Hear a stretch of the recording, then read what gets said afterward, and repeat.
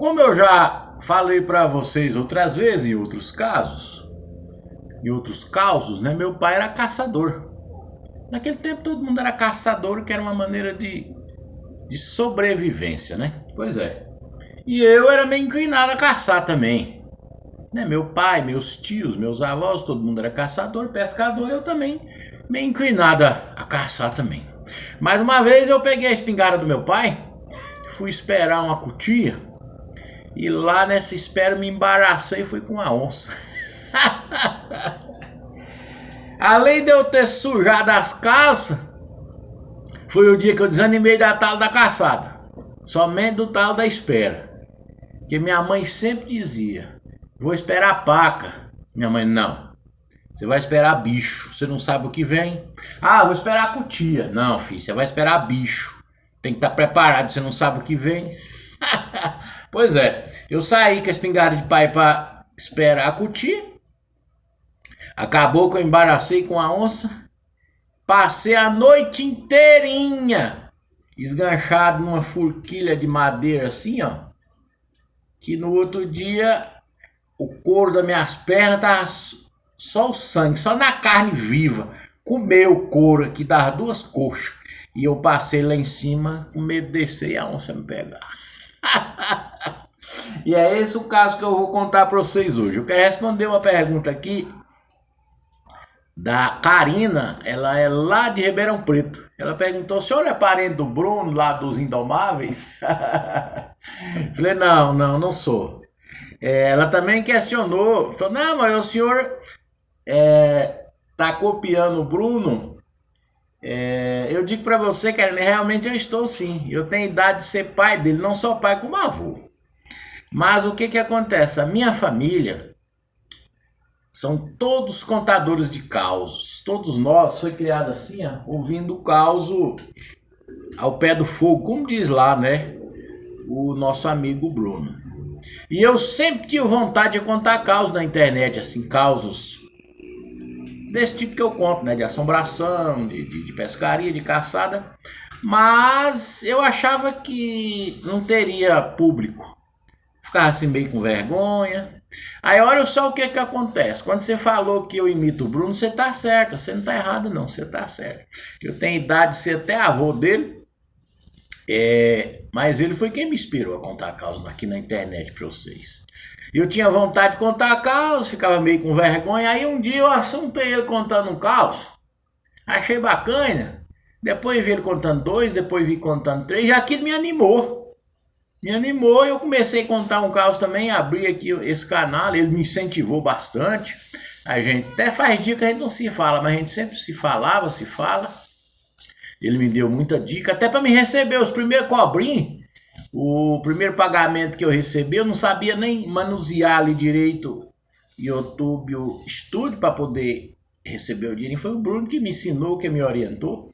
E é um menino, acredito que ele tem uns 20 e poucos anos. Mas eu vou falar para você, meu avô, meu bisavô, meus pais, era tudo contador de caos, eu sou contador de caos. Mas nós tiramos o chapéu para aquele rapaz, ele realmente é muito bom. Se assunto ele contar caos assim, parece que você tá ouvindo um velho de 100 anos, cheio de experiência a contar. Realmente, ele conta muito bem. No ofício de contar caos, eu afirmo para você, eu realmente imito ele, porque o menino é bom mesmo. E o que é bom a gente imita, né? Pra mim, depois do Gerardinho, que o Gerardinho aqui de Goiás não tem outro melhor e nunca vai existir, né? Pra mim, depois do Gerardinho, é o Bruno, lá dos Indomáveis. O menino realmente é muito bom mesmo. O segmento dele é meio diferenciado do Gerardinho, que o Gerardinho era mais um jeito assim, mais humorístico, ele muito engraçado, assim, né? O Bruno leva um negócio assim mais sério, mas pra mim é o segundo melhor do Brasil. Respondido, filha? Grande abraço. Pois é. Deixa eu contar pra vocês então o caso da esperada da cutia, né? Que quase que eu tomei foi, né? Pois é. Como eu tava dizendo pra vocês, né? Já disse outras vezes, meu pai era caçador, pescador, né? Até ele matava bicho para nossa própria alimentação, para questão de sobrevivência. E nós tínhamos um mandiocado, esse mandiocado era assim uns 2, 3 quilômetros da onde nós morávamos. E nesse mandiocado tinha muita cutia comendo lá as mandioca. À tardezinha ela cava assim, arranca com a mãozinha, descobre e come a mandioca. O tatu também vem e come. E a cutia ela vem cedo. Cutia quando é por volta de 5 horas, 5 e pouco, ela já tá na roça comendo. E eu acho que eu tinha uns 13 anos, mais ou menos. Eu doido pro pai me liberar a espingarda pra mim ir, ele ficava assim meio segurando. Não, filho, meio perigoso, tem onça por aí. Você subir em árvore com espingarda, meio perigoso. Aí de tanto eu insistir, ele deu uma consultada na minha mãe, eu insisti e eles deixaram. Meu pai tinha uma espingarda 2 canos, daquela 2 cão aqui, né, de carregar pela boca. Eles chamam de espingarda punheteira. Aí, rapaz, eu não levei a patrona, nem porva, nem chumbo, nem nada para recarregar a espingarda. Que ela tinha 2 canos, né? Meu pai carregou ela bem carregada. Falou, vou botar um chumbo mais fino, que é para ela espalhar um pouco, não vou socar muito, porque você não tem muito treino em atirar, muita prática. Então ela vai abrir uma roda maior para você não errar com o tiro. Você escolhe a maior e rapa fogo. Mas cuidado com a onça. Fala o seguinte: cutia, se ela tiver de vir, meu filho, até umas 5h30, 5h40, começou a querer escurecer. Se ela não vir, você pode vir embora. Que pode aparecer uma onça lá e perigoso. Um outro bicho, cara, quer. Tá bom, pai. Todo feliz, botei a espingardona de lado, rapei pra lá. Cheguei lá, tinha um pé de angico. Olha só, a falta de experiência, né? Subi pra esperar em pé de angico, que é todo cascudo, casca machuca, né? A espingarda aqui, eu mexi dali, pendurei num cipó, subi no pé de angico. Assim, meio cismado com a onça, eu fiquei bem no alto, subi assim uns 4 metros de altura, lá em cima. E o angico tinha uma furquiona grande assim, ó. Aí eu vindo lá pra cá, a furquia bem aberta assim, eu montei aqui, ó, dentro da furquia, com a cara e já com a espingarda enfiada lá mais ou menos no rumo que as cutias vinham, que meu pai tinha feito a ceva, né? Botava milho, mandioca. Ela chega, pega o carocinho de milho, levanta assim, aquela coisinha mais bonitinha, aquela barriga branca, é hora de ser bum, né? Eu ia com meu pai, por isso que eu falei isso que eu matei lá, né? Meu pai ia esperar e eu ia com ele. Pois bem, sem experiência de tudo, subi nesse angico lá e montei nessa furquia lá e fiquei lá. Isso, eu cheguei lá umas 5 horas mais ou menos. E nada. Eu tinha esperado lá umas 2 vezes com o pai. Nós ia chegando, era barulho de cutia passando na parte de cima, na parte de baixo. Do outro lado, né? Se assustava, dava subia aqueles gritos no mato. Nesse dia, nada de nada, só. E uma mosquitaiada danada. Eu tinha até levado um cigarro de paia, mas não quis acender, porque a cutia é tão velha que o barulho da binga, né, o cheiro do cigarro, ela pode fugir. E eu lá em cima, nada. E não, mas será que não vem? E eu ansioso que ela vinha para me dar o tiro. Eu queria chegar em casa, né, carregando a cutia, com aquela esperança de matar, né, aquele ensejo assim de né, provar que eu era um caçador, que eu podia matar uma cutia. E tô lá, rapaz, e nada.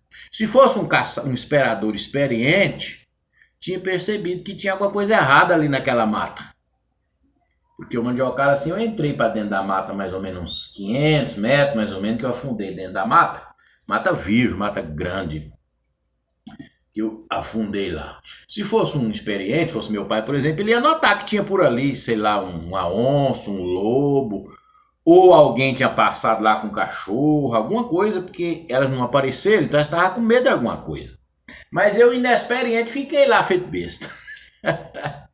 Rapaz, e também não levei lanterna. A espingarda, né, de 2 canos levei, ela carregada, não levei mais munição. Lá em cima da árvore, nada. Falei, quando começar a escurecer, eu desço. Aí vi um barulhozinho, aí a cutia. Aí eram passarinhos pros ninhos, mexendo. E nisso foi chegando na boca da noite assim, igual tá aqui, ó. Agora são 6h30 aqui em Brasília, tá começando a escurecer. Aí nada, tava assim aquele negócio meio sombrio, a mata meio sombria. eu vi uns raios de sol para um lado assim, já terminando de esconder aquele raio vermelho, mas eu olhava para cá, o contrário já estava meio escuro dentro da mata. Aí tinha um monte de taquari assim, uns cipó, uns trem, eu escutei uma boiazinha, olhei. Aí, fora da moita de taquari, eu vi um negócio fez assim, ó, aquelas chicotadas assim, foi parecendo uma cobra. Eu firmei assim a vista. Rapaz, era um cepa de uma onça pintada, que ela entrou atrás da moita e ficou só com o rabo assim, ó, na parte de fora, e dando aqueles golpes no rabo, igual o gato faz. Você vê o gato dar aqueles golpadas assim no rabo? Para ela escondidinha atrás da moita lá, e só com o rabo de fora. Eu via pelo tamanho do que era, a bicha era uma monstra, porque além do rabo dela tá todo descoberto, dando aquelas buipiadas assim, ó. Na outra ponta eu vi o focinho dela fazendo assim, ó. Os bigodinhos mexendo, às vezes ela dava um batidinho na orelha, se movimentava ali escondida na espreita ali, esperando alguma coisa. Não sei se ela tinha me percebido lá em cima. Aí foi aonde é que eu senti um calorão assim na carça. Não cheguei a esse ponto não, mas quais? Falei, rapaz, agora eu me lasquei. Só tem um jeito, eu vou ter que matar essa onça. Tem que rapar fogo nela, porque senão como é que eu vou embora? Tem que atirar. Aí eu assim meio tremendo, meio com medo e tal. E aí ela atrás da moita assim, ó. Meio no meio do mato, assim, no taquari, já meio querendo meio turvar. Eu levei a espingardona assim, mais ou menos aqui, ó, na tábua do pescoço dela, dizendo eu que mirei atrás da orelha. Mais ou menos ali, meio tremendo, meio com medo. Rapei fogo. Rapaz, mas foi um tiro. Igual um trovão. Bum! Aquele trem ecoou, mato pra fora assim que sumiu. Escutei uns cachorros latindo lá do outro lado da serra, nos cafundó de Judas, cachorro latiu. E olha só o que aconteceu. Essa espingarda de pai, ela tinha um problema. Dependendo de quando você dava o tiro, ela saía os 2 tiros de uma vez. Porque é daquela de cão, que o cão bate aqui no vidro, assim, ó. E às vezes o fogo dessa espoleta vai para essa, ó. Ou não sei se ela tinha um buraquinho dentro, aqui dentro dos canos rumo da pólvora. De quando em quando acontecia isso com essa espingarda de pai. Você dava um tiro, mas ela saiu os 2 de uma vez. E foi o que aconteceu. Saiu os 2 de uma vez. E o pior de tudo, saiu os 2 de uma vez e eu errei os 2. Acho que passou foi metro longe do lugar que eu tinha mirado, que era aqui, ó. Dizendo eu que eram uns 2 dedos abaixo da orelha. Meu amigo, a onça só deu uma freada assim, continuou guipiando o rabo e começou a estalar as orelhas. Ela não saiu do lugar. Isso quer dizer que não acertou nada nela. Agora que vem o pior. Agora que você vai ver. Agora que a porca trouxe o rabo. Porque eu não tinha levado munição para recarregar a espingarda. Descer, sem lanterna, sem um facão, sem uma faca, sem nada. A única coisa que eu tinha era um isqueiro e o cigarro. Eu fui acender o cigarro lá com o isqueiro, cadê os mosquitos? Ainda deixei o cigarro cair e pronto, acabou. Olha só o que aconteceu. Eu fiquei em cima desse pé de angico lá, ralando as pernas, igual você ralar um queijo no ralo. E isso começou a sangrar as pernas, eu movimentando, e o corpo começou a doer. E a onça estalando lá por baixo. Ela não foi embora. Eu não tava vendo mais ela, mas ela não foi embora. Foi dando 10 horas e dando 11 horas. E eu escutando o barulho dela lá de baixo e ela se movimentando lá embaixo. E eu comecei a gritar, mas era muito longe de casa. A sorte que quem tem pai, quem tem mãe, né? A base de Deus é os pais da gente e a mãe, né? Nós temos que valorizar demais os nossos pais, nossas mães. Porque lá da roça, daquele tempo até no mundo de hoje, eles dão a vida para salvar nós, né? E foi o que meu pai fez. Deu em mais de 10h30 para 11 horas da noite, eu não pareci. Ele preocupou, ele imaginou assim, que de repente eu tinha descido da espera e tinha ido para a casa de um tio nosso que morava perto assim. Mas ele na dúvida, ele ficou preocupado, ele chamou os cachorros, pegou outra espingardinha velha que ele tinha lá, chamou os cachorros e veio. Mas quando ele chegou lá, já eram umas 11 horas da noite. Lugar que eu tava no pé de angico, tinha sangue correndo assim, ó. Andando dentro da casca do angico. As minhas coxas aqui já tinha comido tudo. Tava na carne viva. E eu lá em cima, já com as pernas duras, com os braços duros, pescoço duro. Meu pai pensou que eu tinha cagado na carça, mas não chegou a esse ponto não, mas passou muito perto. Aí quando meu pai veio de lá pra cá e eu escutou, e eu gritava e meu pai respondia, né? Aí meu pai gritava fininho. Meu pai era um velho pequenininho, ele pesava 46 quilos. Aí meu pai gritava bem fininho. Eu escutei longe, falou, graças a Deus, o pai tava vindo. Aí os cachorros já latiam. Os cachorros chegou muito primeiro que pai, muito primeiro. Quando os cachorros começou a latir, silenciou. Mas no que os cachorros chegou, eles perceberam que era onça, eles ficou tudo com medo. Em vez de eles ir pro mato atrás dela, eles foi lá querendo subir na árvore pra me, né, com medo lá, com o rabo entre as pernas, rodeando a árvore que eu tava. Mas aí pai veio com a lanterna, já com a espingarda dele, veio gritando e tal. Aí foi que o pai chegou no miô e viu que ele miô de baixo, eu todo ensanguentado por baixo. Ele se desesperou, que ele pensou que eu falando, pai, ó a onça, pai, é a onça, é a onça. Acho que o pai pensou que ela tinha subido e me atacado lá em cima, ou teria me atacado embaixo e eu tinha subido, ele se desesperou. Falei, não pai, cadê a onça? Cadê a onça? Ele com a espingarda, com a lanterna, e a gente não via o morro direito, é só com a lanterninha. Dá pra descer, meu filho? Ele não me andar, pai. E esse sangueiro aí, eu falei, não pai, porque a onça apareceu e eu fui dar o tiro nela, eu errei o tiro, a espingarda são os 2 tiros de uma vez, ela ficou aqui, se o senhor não vem, eu ia ficar aqui até cair ali e me comer. Não, desce daí, meu filho, a onça já tá muito longe essa hora, os cachorros latiam. Aí, com muito sacrifício, eu decidi lá escorregando nesse pé de angico, acabei de ralar o estambo logo todo. Quando tava assim uns 2 metros para chegar no chão, eu não suportei a dor e já caí logo no chão. Aí meu pai conferiu os machucados. Ei, meu filho, mas que presepada, hein? Falei pra você, rapaz, como é que você vai esperar bicho num pau cascudo desse? Você tinha que ter subido num lugar confortável, uma madeira lisinha pra você sentar, ou feito um giralzinho, uma madeirinha pra você sentar. Tu não espera bicho assim não, meu filho, tá doido. Ainda bem que sua mãe não queria que você visse. Agora, chegar lá, você vai escutar e eu também, viu? Aí eu desci todo ensanguentado, mas foi pra dentro. Foi dito e feito. Cachorro latindo, chegou lá, minha mãe ainda deu um sabão em mim. E outro nele, né? Ele, não, mas você também deixou. É porque vocês dois fiquei em cima de mim, mas era brabo que isso.